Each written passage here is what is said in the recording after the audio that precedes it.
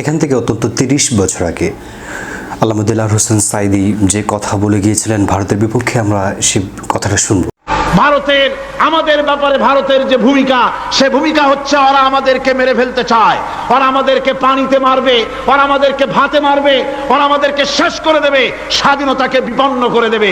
এজন্য আজ এই বিশাল জনসমুদ্রের কাছে প্রশ্ন করি, যদি প্রয়োজন হয় আমাদের চির দুশ্মন ভারতের বিরুদ্ধে যদি লড়াইয়ের প্রয়োজন হয়, তোমরা সবাই প্রস্তুত থাকবে।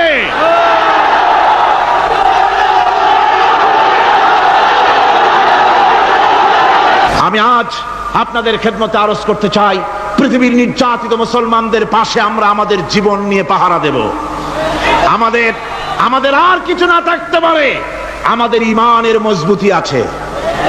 আসলে আজকের এই দিনে আমরা তখন বুঝতে পেরেছি যে ৩০ বছর আগে তিনি কি আগাম বার্তা দিয়েছিলেন। আসলে তার বার্তার সাথে পুরোপুরি যে বন্যার যে বিষয়টা আজকে সম্পূর্ণ মিলে গিয়েছে।